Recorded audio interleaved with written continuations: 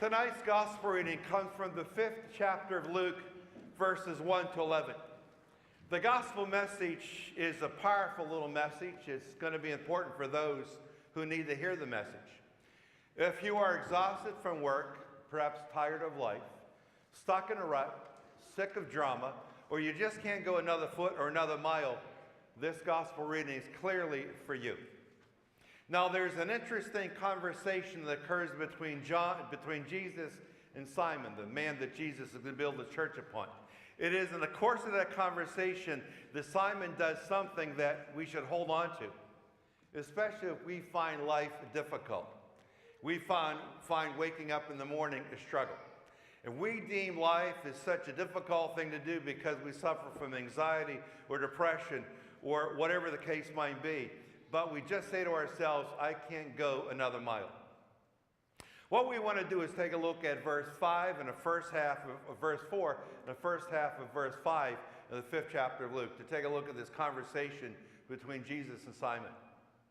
It says in these verse and a half, after Jesus had finished speaking, he said to Simon, put out into the deep water and lower your nets for a catch. Simon said in reply, Master, we have worked hard all night and have caught nothing. Now that's the first half of the 5th verse of the gospel, chapter 5. Now I didn't want to do verse 5b, so the second half of the 5th verse yet, because the second half of the verse 5 is going to give us the answer of what Simon decides to do in the response to Jesus to lower your net. You see, at this very point right here, as we stop right there, Simon is at a crossroad. He could say to Jesus, Jesus, my men are exhausted. We have worked all night long, just as you said. We have caught nothing. So I don't hurt your feelings, Jesus, not out of disrespect to you, but we're not going to do it. We're not going to lower our nets. We're just too exhausted. We're going to give up. Or Simon can say to Jesus, you know, maybe that's what we need, a paradigm shift. Maybe through your advice, we should lower our nets again. Now, with that understanding of the crossroads that Simon is facing, let's take a look at the entire verse 5 and then verse 6 and 7. Let's take a look at this section right here. And there it is, verse 5a. Simon said in reply, Master, we have worked hard all night and have caught nothing. And this now in yellow is going to be verse 5b. But at your command, I will lower the nets. And when they had done this, they caught a great number of fish and the nets were tearing. They signaled to their partners in the other boat to come and help them. They came and filled both boats so that the boats were in danger of sinking. Congratulations to Simon. Congratulations to his partners. Because Simon realized up to this point we have caught nothing. But if we just give up right now, our wasted night remains just a wasted night. But if Jesus, if I accept your paradigm shift, if I marshal the effort of my men and we throw the nets back into the water, then we can make the wasted night a fruitful adventure. And that's exactly what happens. I mean, take a look at it. They catch so many fish that when they put them onto the two boats, the boats were in danger of sinking. That's how successful they were. You know, in life, it is easy to give up in life. It's easy to give up on life. If you're exhausted from work, you're just tired of life, if you're stuck in a rut, you're sick of the drama, if you just say to yourself, I can't go on another foot, I need to give up now. That's always an option. That's always a possibility. But if you give up and you just say, I quit, I'm done, I'm walking away, then that's what happens. You quit, you walked away. Your wasted night remains a wasted night. It reminds me of a fella. This engineer worked for a soda pop company.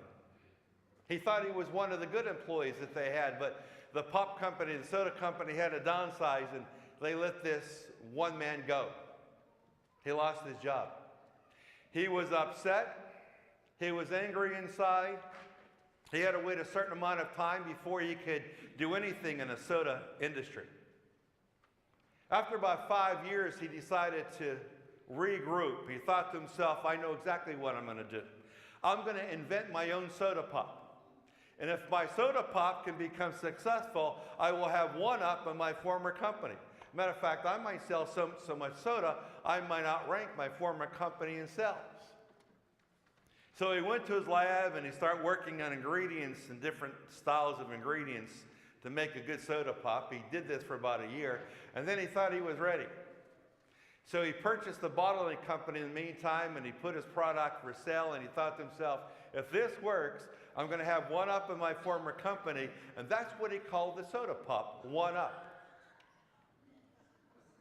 But one up went flat, and sales weren't any good. So he had to unload the product, and he thought to himself, well, I'm not going to give up. I'm going to make a few adjustments to the ingredients. So he went back to his lab, and over a period of time, he changed some ingredients and decided to bring that new pop out into the market. He figured he would go with the numeric ordering, so he would call his new pop 2-Up. But 2-Up fizzled. It didn't work. He was a little discouraged, a little disappointed, so he made a few adjustments. He named his new pop 3-Up. That didn't work. 4-Up, that didn't work. 5-Up, that didn't work. And then he said to himself, I'm going to try one more time. He had invested all of his money. He tried again. He named his new pop 6-Up. 6-Up didn't work. So he went to the company that fired him many years prior, and he said, I have this soda pop I've been working on. I have a bottling company. Would you like to buy it all from me? I need the money. They said, okay, we'll buy it from you. But everything we make from this pop, if it works, is going to be ours, not yours. No problem. So they bought the entire business. They made one slight adjustment to the ingredients. They kept the numeric process of the numbering, and they reintroduced their pop, and it was called 7-Up. And as Paul Harvey would say, now you know the rest of the story. But what happened was this. The man got tired. He got exhausted. He got discouraged. He got disappointed, and then he quit. That's where Simon was with his partners. They tell Jesus, we've been here all night long and have caught nothing. But at your command, I will lower the nets. Because Jesus, you have asked us. And maybe you're right. We'll give it one more time. We'll marshal our energy and marshal my men, and we'll lower the nets again. He could have said, Jesus, that's it. We're not doing it. We're just tired. He thought to himself, maybe one more try. And lo and behold, it worked. Life is a struggle for a lot of people. Life is a struggle for a lot of people, especially for some reason in wintertime. Maybe because it gets dark so early. Maybe because it's so cold outside. A lot of people struggle, and they struggle in winter because they just can't find the ability to continue on. A lot of people find that waking up in the morning is a lot of work, a lot of effort. I've talked to people that tell me the only reason why they wake up in the morning is that they didn't die during the night. But that's a legitimate feeling. And the first time I heard that, I had to think about it. And what that person was actually saying, that was a plea for help. That's the only reason why I woke up. If it wasn't for that, life is just so difficult. Everything I touch breaks. Nothing works. I keep working and working and working, and I can't lower my net one more time. I don't have the energy to try one more time. I just want to give up. Our prayer tonight, for anyone here tonight. We have anyone here tonight that's exhausted from work perhaps, tired of life, sick of the drama, stuck in a rut. Heavenly Father, I ask you tonight to be with anyone that we have here that falls in that category. We might have one person, we might have multiple people that fall into that category tonight. Jesus, be with them. Allow them to find a wherewithal to continue on. Give them the gift maybe to lower their nets one more time, just one more time. Not to give up too early in life.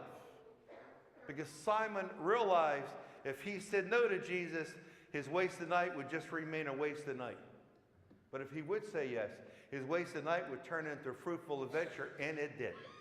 Heavenly Father, be with anyone tonight who is struggling, who finds life and living life difficult, who would prefer not to wake up in the morning because they'd prefer to die during the night. Be with that person.